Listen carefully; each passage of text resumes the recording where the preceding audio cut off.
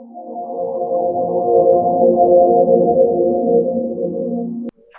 Everyone, I am Sandeep with team CLAT prep. और आज हम लोग करने जा रहे हैं जो अभी रिसेंटली बजट आया है उसकी पूरी एनालिसिस। कहा जा रहा है जो ये बजट है, budget for the economy not for the politics.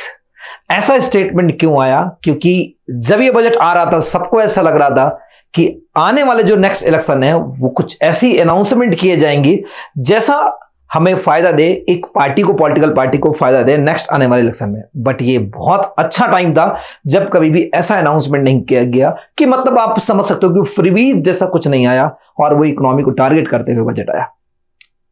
भले ये एंट्रीम बजट रहा हो, एंट्रीम बजट का मतलब होगा कि ये कुछ टाइम के लिए बजट था। हो सकता है कि जो नई गवर्नमेंट आए मई या मई लास्ट में फिर से एक नया बजट प्रेजेंट किया जाए जो कि नेक्स्ट आने वाले एक साल के लिए वो बजट रहेगा। एंट्रीम बजट का मतलब होता है कि एक ऐसा टाइम के लिए बजट जो शॉर्ट ऑफ टाइम के लिए किया गया बजट है वो एंट्रीम बजट में काउंट होता है। तो इन्हीं सब के बीच पॉलिटिक्स को खत्म करने के बाद जो ये बजट आया हम लोग एक ही करके एनालिसिस करेंगे। और आप देखना, मैं बजट को इतना सिंप्लीफाई करके आप लोग को बताऊंगा कि बहुत बस एक ही पेज में मैं सारी उसकी समरी बता दूंगा। जब दूसरा बजट आएगा हम उसकी पूरी एनालिसिस करेंगे। जब बजट आता है एक एक्साइटमेंट तो रहता है कि हम लोग को क्या मिलेगा और क्या कुछ हमारे गवर्नमेंट को फायदा देगा। जब स्टूडेंट इसको एक नजरिए से देखता है तो उसको इस बात की समझ में आती है कि मुझे बहुत सारे डाटा नंबर याद करने पड़े।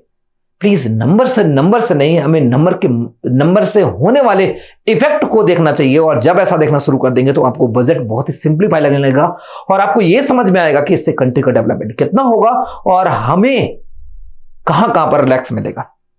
हिस्ट्री स्टार्ट होती है 1947 के बाद से, जहां पर बजट केवल 197 करोड़ का हुआ करता था और आज हम लोगों ने इसको हैंड किया है 47.66 लाख करोड़ रुपए में।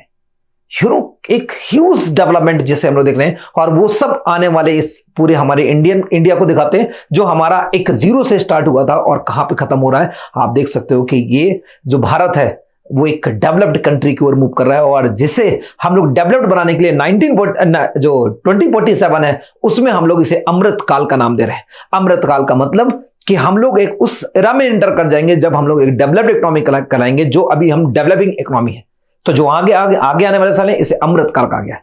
जब बजट स्टार्ट होता है तो वहां पर प्राइमरी फोकस किया जाता है फार्मर, किसान, यूथ, युवा और फीमेल्स, महिलाओं को इंडिकेट करते हुए निर्मला सीतारमण अपने इस बजट को स्टार्ट करती है। तो मैं आगे स्टार्ट करने से पहले मैं सबसे पहले स्टार्ट करना चाहूंगा कि इसकी हिस्ट्री क्या थी और जो हिस्टोरिकल में कुछ अच्छे इवेंट थे उनको भी मैं यहां पर बताते हुए आगे बढ़ूंगा। स्टार्ट करते हैं इसकी हिस्ट्री से। सिंपल सी वर्ड जो सबने आपको बता रखा होगा, कई दिन से सुन रहे होंगे। बजट जो वर्ड है फ्रेंच वर्ड है, फ्रेंच वर्ड से बजट स्टार्ट हुआ था। बजट का मतलब लेखा जोखा, फ्रेंच वर्ड है, फ्रेंच से ही स्टार्ट हुआ पूरा बजट। एक लेदर का बैग जिसमें पूरा लेखा जोखा लिखा हो, दैट्स बजट। सिंपल सी बात है। नाउ बजट में क्या देगा, फर्स्ट इंडिया का बजट 1860 में जेम्स विल्सन ने इसको प्रेजेंट किया था, जिस समय इंडिया में रूल कर रही थी ब्रिटिश इंडिया रूल कर रही थी। नाउ उसके बाद आया एक अच्छे दिन का मतलब 1947, हमारे भारत की आजादी। जैसे भारत आजाद हुआ उसके बाद 1947 26 नवंबर 1947 इंडिपेंडेंट इंडिया का पहला बजट प्रेजेंट किया गया। प्रेजेंट करने वाले थे एस सेट्टी, जिन्हें शरण मुखर्जी सेट्टी भी कहते थे। उन्होंने इस बजट को प्रेजेंट किया और जब उस बजट को प्रेजेंट किया, याद रखना मैंने बताया था 197 करोड़ रुपए का बजट, और जिसमें से जानने वाली बात है कि 24 करोड़ का डेफिसिट, घाटा। इतना घाटा, हमारे पास पैसा ही नहीं था तो हमें डेफिसिट, और तब से आज तक डेफिसिट ही चलता रहा है। और उसके बाद इसमें भी 47% जीडीपी फॉर द डिफेंस दे दिया गया था। लगभग आधा पैसा डिफेंस के लिए। पाकिस्तान हमारे सर पर बैठा हुआ था, हमें पाकिस्तान से बचना था, हमें अपनी आर्मी स्ट्रांग करनी थी। तो हमारा जो बजट था उस समय स्टार्ट हुआ था जिस समय पे हमें नीड थी डिफेंस को, और डिफेंस को पैसा देते गए और आज उस कंडीशन में आ गए कि इस बार केवल 8% ही डिफेंस के लिए हमने पैसा दिया है।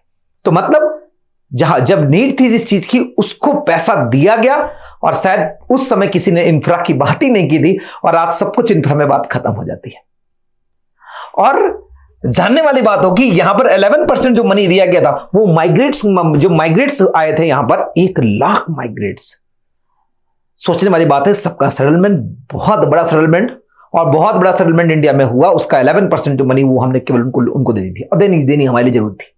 और दुनिया का सबसे बड़ा सेटलमेंट माना जाता है शायद पंडित जवाहरलाल नेहरू और उस समय हमारे होम मिनिस्टर सरदार वल्लभ भाई पटेल और उनके पीए शायद मैंने नाम सुना होगा, उनकी बदौलत से ये वाला जो पूरा सेटलमेंट था वो हो पाया, जो बजट में यहाँ पे आज बजट इसके लिए जीरो रहता है, नीड भी नहीं है।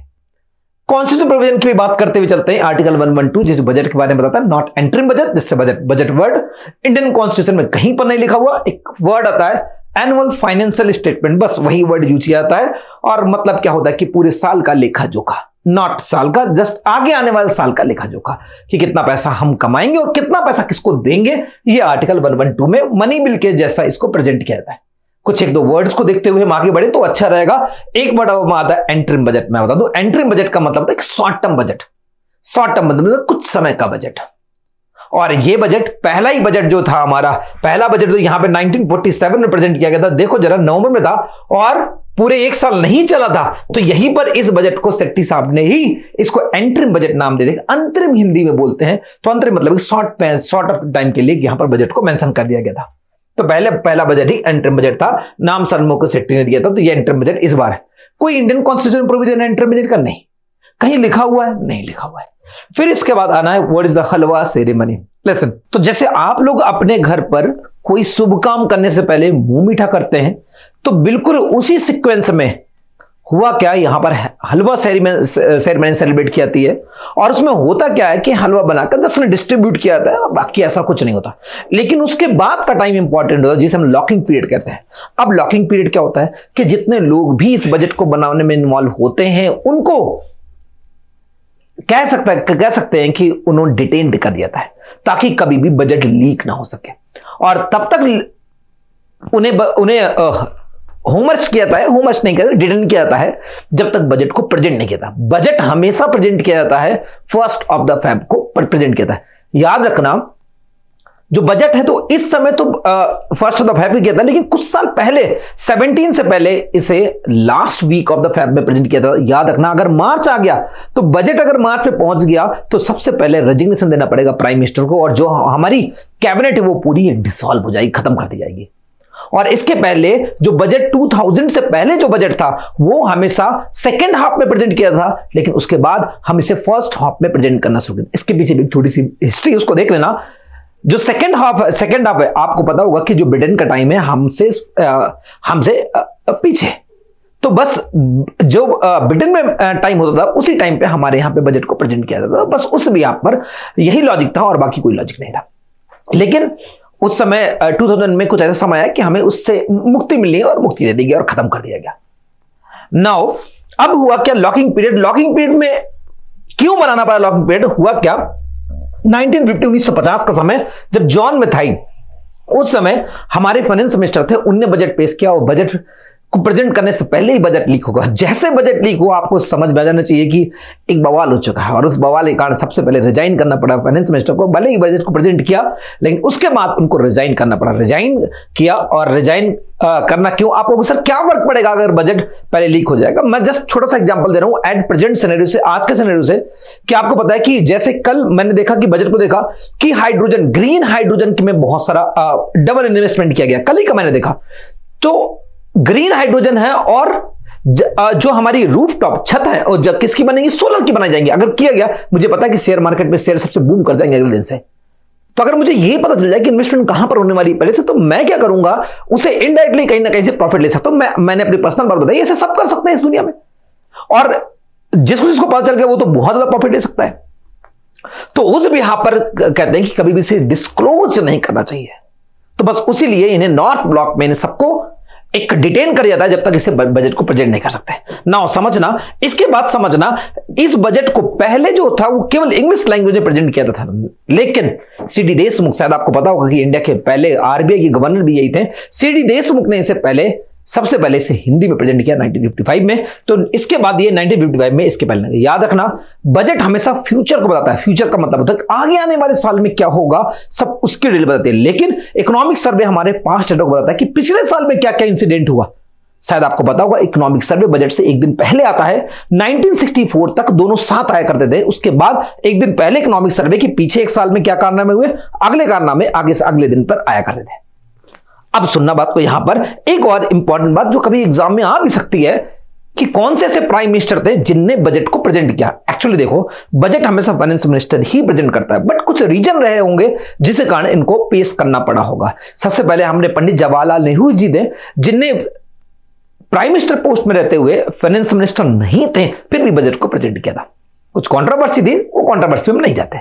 उसके बाद इंदिरा गांधी ने भी बजट को प्रेजेंट किया था, क्योंकि रिजाइन दे दिया था वहां फाइनेंस मिनिस्टर ने, तो उनको बजट प्रेजेंट करना पड़ता। एग्जाम में कुछ ऐसे क्वेश्चन समझ सकते हैं कि फर्स्ट फीमेल कौन थी जिन्हें बजट को प्रेजेंट किया था, वो इंदिरा गांधी थी, but in the post of the finance minister नहीं थी। कहा in the post of the finance minister first female was, तो इस समय जो हमारी निर्मला सीतारमण है, जिनने इस समय इस बार छठवां अपना बजट प्रेजेंट किया है, तो फाइनेंस मिनिस्टर रहते हुए पहला बजट पेश किया इन्होंने, निर्मला सीतारमण ने, लेकिन फीमेल के as a female first budget Indira Gandhi ने प्रेजेंट किया था, बट उस समय वो प्राइम मिनिस्टर थी, ना कि फाइनेंस मिनिस्टर। नाउ सुनना, इसके बाद लास्ट आए राजीव गांधी। याद है राजीव गांधी के समय वोट स्कैम बहुत बड़ा स्कैम था, और उस समय फाइनेंस मिनिस्टर हुआ करते थे विश्वनाथ प्रताप सिंह, वीपी सिंह हुए थे, उन्हें रिजाइन किया था। रिजाइन करने के बाद जनता दल को यूनाइटेड को ज्वाइन किया था, और शायद बाद में इसके बाद प्राइम मिनिस्टर भी बने थे। बहुत शॉर्ट टर्म के लिए प्राइम मिनिस्टर बनते, लेकिन ठीक है, उस समय राजीव गांधी ने इस बजट को प्रेजेंट किया। 3 प्राइम मिनिस्टर ने इस बजट को प्रेजेंट किया है, बस इन 3 का नाम आप याद रखना। आते कुछ थोड़े से बजट के और फैक्ट में कि कुछ बजट के नाम क्या क्या दिए थे। कहा जाता है कि largest in terms of the word, शब्दों के टर्म्स में देखा जाए तो 1991 का बजट था, और 1991 के बजट जो पेश करने वाले थे मनमोहन सिंह थे। शायद उस समय इंडियन प्राइम मिनिस्टर जो बने थे वो थे हमारे यहाँ के पीवी नरसिम्हा राव साहब। शायद वही हमारे लिए आज इकोनॉमी कहते हैं, इकोनॉमी को पढ़ने के लिए मतलब इंडिपेंडेंट इकोनॉमी को पढ़ने के लिए 2 पार्ट में डिवाइड करेंगे, 1991 से पहले का समय और 1991 के बाद का समय। तो बाद का समय जो गोल्डन एरा बना वो प्रेजेंट करने वाले थे मनमोहन सिंह थे, जिन्होंने लगभग 80 थोड़ी से ज्यादा 18600 वर्ड्स का यूज किया था, शब्दों का यूज किया था। और इसे क्या जाता है यहाँ पे इपोकॉल कहा जाता है। इपोकॉल मतलब क्या होगा, युग को परिवर्तन कर देने वाला बजट कहा जाता है। तो ये सबसे अच्छा बजट में ड्रीम कहा जाता है। लेकिन बट अगर आ जाए कि यहाँ पे ड्यूरेशन के टर्म्स में, ड्यूरेशन मतलब आवर्स के टर्म्स में कितने घंटे तक स्पीच दिया गया, तो वो 2020 का बजट था, जिसे निर्मला सीतारमण ने ही इनको प्रेजेंट किया था। कोरोना वायरस से जस्ट पहले वाला जो टाइम है उसको यहां पर प्रेजेंट किया था। हमारी अभी जो करंट फाइनेंस मिनिस्टर ने उनने ही इसको प्रेजेंट किया था। लेकिन अगर कहा जाए कि ड्रीम बजट कैसे कहते हैं, तो जो 1998 का था उसे हम ड्रीम बजट कहते हैं। रीजन क्या था, इसको प्रेजेंट करने वाले थे कांग्रेस के उस समय फाइनेंस मिनिस्टर हुआ करते थे पी चिदम्बरम साहब, उनने प्रेजेंट किया था। और याद रखना इसके पहले क्या था ना, पता है इंडिया में जो टैक्स सिस्टम था वो बहुत ज्यादा था, टैक्स रेट बहुत हाई होता था। जब टैक्स रेट इतना ज्यादा होता था तो लोग टैक्स पे ही नहीं करते थे, तो इन्होंने क्या किया, टैक्स पे को बहुत कम कर दिया था, टैक्स को सिंप्लीफाई करके टैक्स रेट डिक्रीज किए थे। और जैसे टैक्स रेट को डिक्रीज किया तो इससे हुआ क्या, इससे इंडियन को फायदा हुआ। फायदा क्यों हुआ कि जो टैक्स पेयर थे वो बढ़ गए, और जब टैक्स पेयर बढ़ जाएंगे तो यहां पे हमारा क्या हो जाएगा, इकोनॉमी में बूस्ट होगा। पहले टैक्स पेयर कम थे, टैक्स ज्यादा था, टैक्स को सिंप्लीफाई किया गया, इसका आंसर ड्रीम बजट कहा गया है। और हर बार जब हम लोग देखते हैं तो कंट्रोवर्सी बनी रहती है, ओहो इस बार का तो ड्रीम बजट है। रीजन कि हमने टैक्स में इंप्रूव किया। पिछली बार अगर आपने देखा होगा तो पिछली बार भी टैक्स को इंप्रूव किया गया था, और आपकी जो टैक्स स्लैब है उसको 7 लाख तक को टैक्स फ्री किया गया था। तो उस समय भी हमने कहा था कि ये भी ड्रीम बजट है। ड्रीम बजट तब जब टैक्स में रिबेट ज्यादा दिया था। अब नाउ आया एक ब्लैक बजट के 1973 का वो समय जिस समय इंदिरा गांधी अपने फाइनेंस मिनिस्टर हुआ करती थी, और इंडिया का जो डेफिसिट था वो हाईएस्ट था, इस कारण से ब्लैक बजट कहा गया। अब एक बात और समझना, 1977 यहां पर नहीं लिखा हुआ है, 1977 यहां पर लॉन्गेस्ट बजट पड़ा, शॉर्टेस्ट बजट 1977 का, जिसमें 10 मिनट ही बजट को बोलकर निकल लिए थे। तो वो एक बुरे समय था, है ना। चलो 17 और 18 जो था, जो 2017 और 18 का बजट था, मतलब 17 में जो आया वो एक ऐसा बजट था कि इसमें रेलवे बजट और इंडियन बजट दोनों को मिक्स कर दिया गया। इसके पहले रेलवे बजट अलग से हुआ करता था, और उस दिन शायद हम सब लोग उसमें सुना करते थे कि आज हमारे घर से एक नई रेल मिलेगी, हमें इसको नई रेल दी गई है, वहां पर रेल लाइन नई बिछाई जाएगी, ऐसा हुआ करता। लेकिन उसको खत्म कर दिया गया और दोनों को मिक्स करके, और इसमें कंट्रोवर्सी बहुत होती थी, हमें रेल नहीं मिली, हमें रेल में क्या मिला, हमने इतना किराया दिए, रेल का जो फेयर इतना बढ़ेगा, ये बढ़ेगा, ऐसा होता था। तो कंट्रोवर्सी बहुत होती थी, तो दोनों को मिक्स कर दिया गया, मर्ज कर दिया गया। पीयूष गोयल साहब शायद उस समय बोलने वाले थे जो दोनों बजट को उसमें प्रेजेंट कर दे। पीयूष गोयल उस समय इंडिया के अपने रेलवे मिनिस्टर हुआ करते थे, अभी थोड़ी दिन के पहले की बात है। तो ऐसे करके हमने कुछ बजट के स्पेशल बजट थे उनको भी हम लोगों ने यहां पर देखा। नाउ अब आता हूं इस बार के करंट बजट में। मैंने कहा कि भाई बहुत ही सिंप्लीफाई बजट पढ़ाऊंगा, बस एक ही पेज है अपने पास, एक ही स्लाइड है, और इसको इतना सिंप्लीफाई करने के पढ़ेंगे ताकि आपको यह पता चले कि बजट को पढ़ते कैसे। आप यहां पर बस एक बात देखते हो कि कितने सारे यहां पर कितने डाटा से मतलब मत रखो, बस आप देखना करना क्या है। सबसे पहली बात देखना, ये आपका घर है और इस घर में आपकी सोर्स ऑफ द इनकम है और आपका यहीं पर एक्सपेंडिचर है। आपके फादर इसको कमाने वाले हैं और आप सब लोग इसको एक्सपेंड करने वाले हो। आप अगर यहां पर आपको अगले साल आपके फादर की, मान लो आपके फादर ने इस साल 10 लाख रुपए कमाए थे एक साल में, और आपको पता है कि आपके फादर का इंक्रीमेंट हुआ है और 11 लाख रुपए यहां पर कमाएंगे। और जब 11 लाख रुपए कमाएंगे तो हमें अब आपके फादर, आपको पता है कि इंक्रीमेंट आने वाला है, अप्रैल में अप्रेजल आएगा, जब अप्रेजल आएगा अप्रेजल के बाद 11 लाख रुपए आएंगे, तो उस बिहाफ पर आपके फादर एक्सपेंडिचर को सोचेंगे कि अपना पैसा कहां पर लगाऊंगा। और आपके फादर दो तरह सोचेंगे एक्सपेंडिचर के लिए। पहला कि जो फिक्स फीस है, आप लोगों की फी है, वो तो पे करनी पड़ेगी, अगर रेंट है तो रेंट तो पे करना ही पड़ेगा, और उसके बाद कहां पर इन्वेस्ट करूं इसको भी ध्यान में रखकर इन्वेस्ट करेंगे। तो एक बात बताओ फायदा किसमें होगा? जो इन्वेस्टमेंट होगा उसमें फायदा होगा, क्योंकि इससे रिटर्न आने की पॉसिबिलिटी है। ये तो डेड अमाउंट हो जाएगा जो बर्बाद हो जाएगा। तो पहली बात देखो, अब जो फ्यूचर सोचेंगे फादर कि अगले साल मुझे 11 लाख रुपए तो कितने बढ़ के आएंगे, तो यहां पे कहा कि 10% बढ़ के आएंगे। अगर 10% बढ़ के आएंगे तो यही हो जाएगी हमारी जीडीपी ग्रोथ। कि ग्रोथ कितनी होगी, इस साल से अगले साल कितना पैसा ज्यादा आएगा, वो हमारी क्या बन जाएगी, यहां पर ग्रोथ बन जाएगी।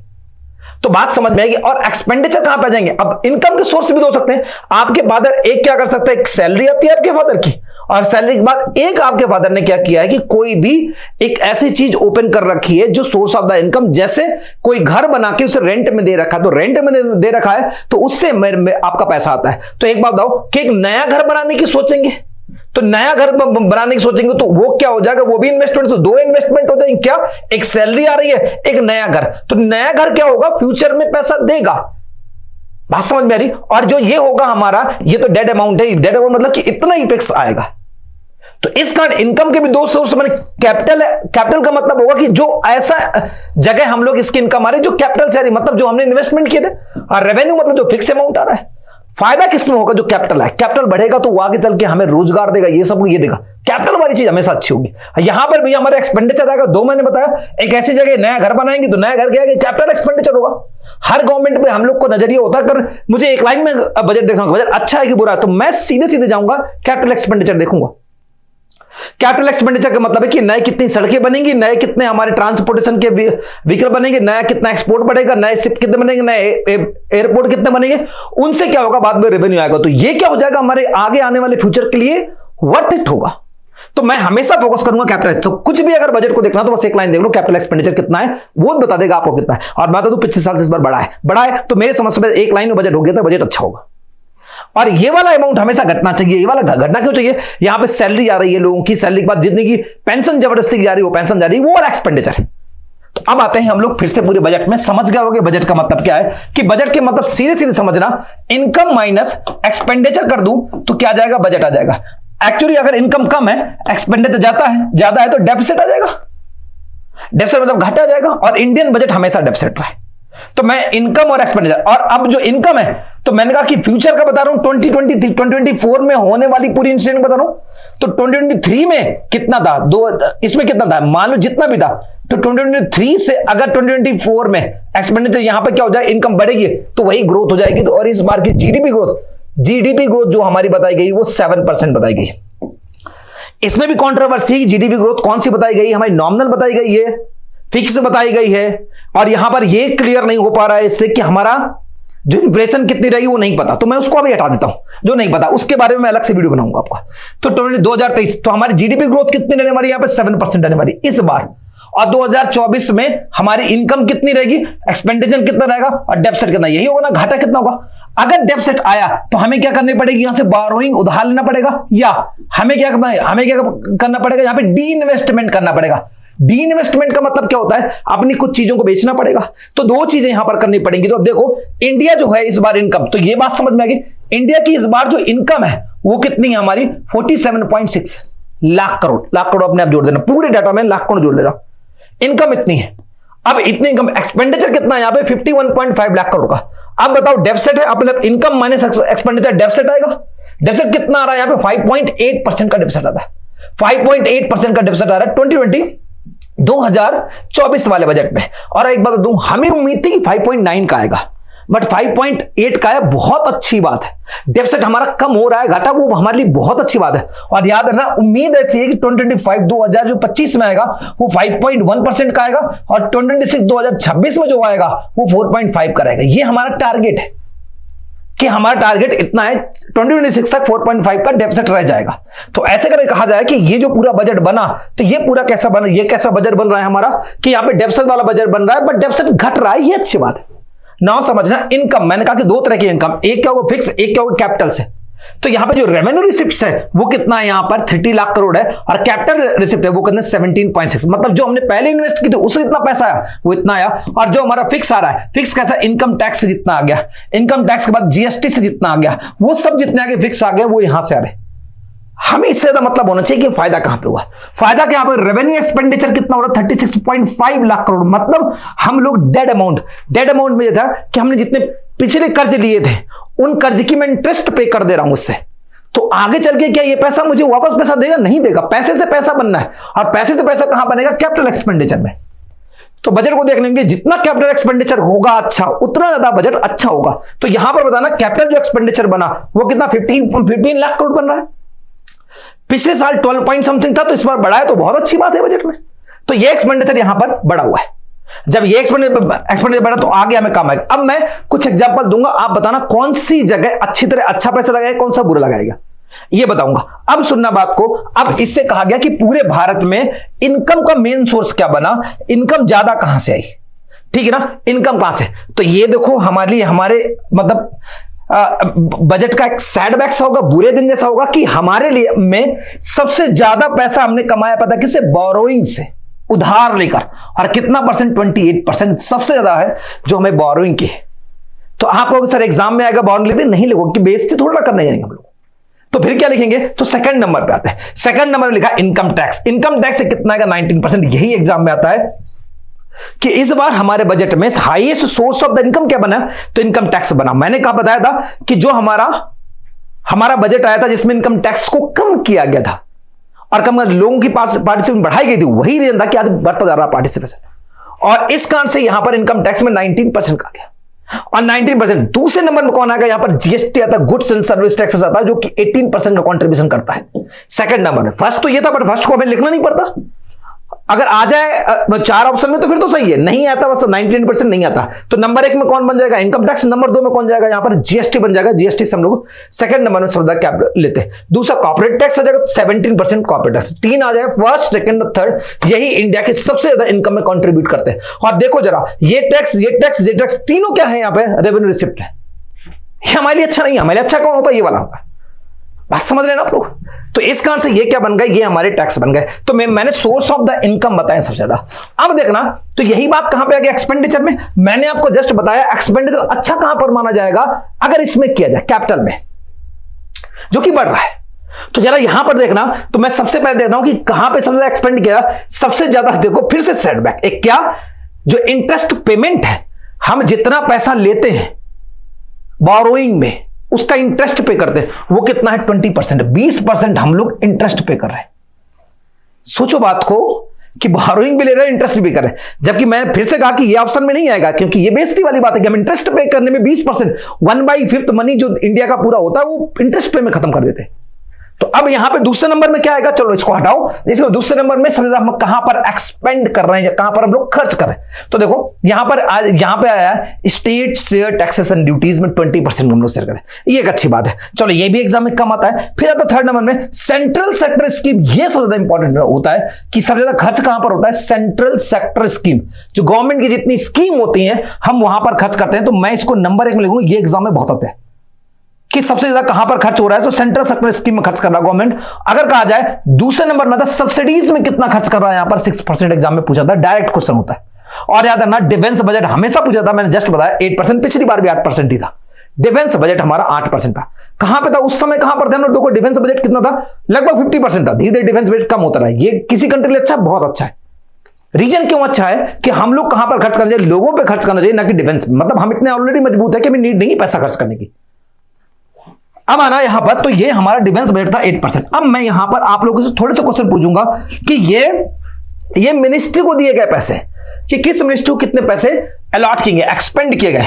तो मैंने कहा कि नंबर यहां पर देखना, नंबर 1 सबसे ज्यादा पैसा किसको दिया, 6.2 लाख करोड़ रुपए खर्च किए गए किसमें, डिफेंस मिनिस्ट्री में।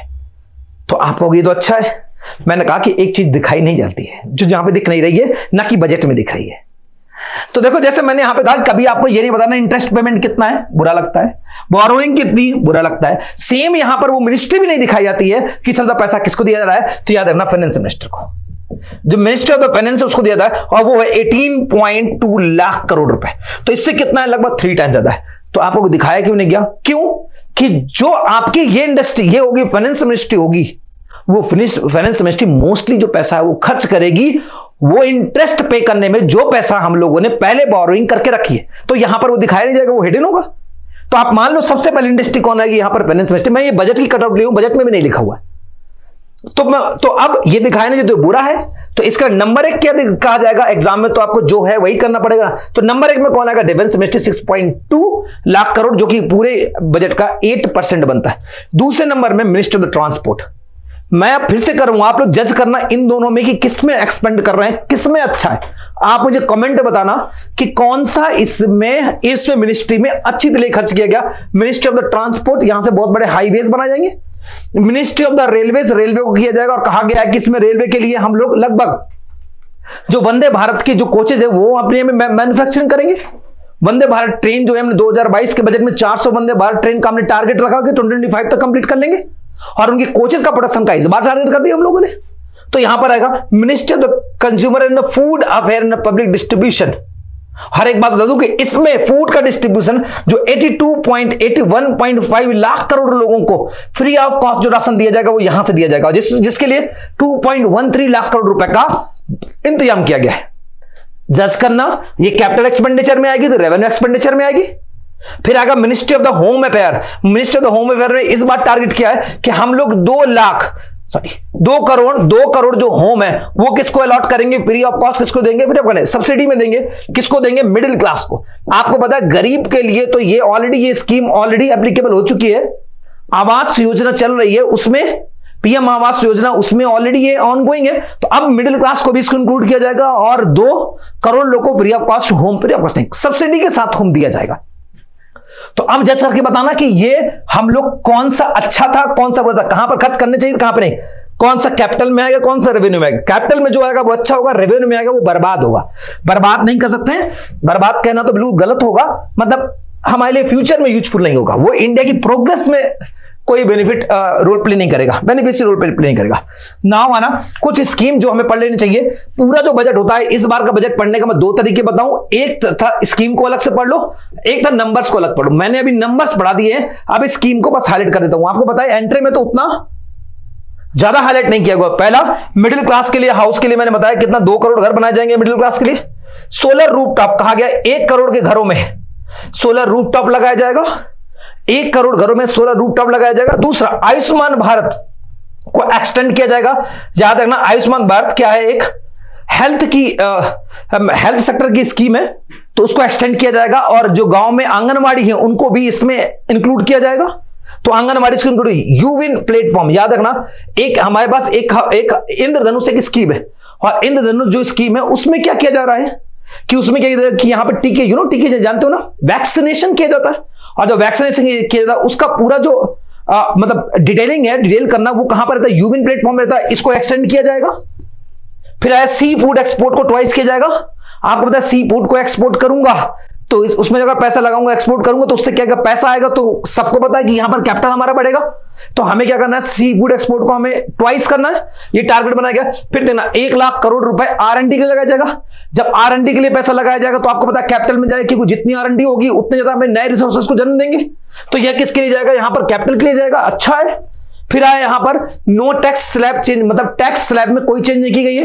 टैक्स स्लैब पिछले साल चेंज की गई थी, मैंने बताया था। उसके पहले हुआ था 5 लाख के बाद अगर इनकम है तो उसमें टैक्स, मतलब 5 लाख तक टैक्स फ्री था। उसके बाद पिछले साल 7 लाख तक टैक्स फ्री कर दिया गया है, तो यही 7 लाख अभी बना हुआ है। 7 लाख जैसे न्यू टैक्स रेजिम कहां गया है।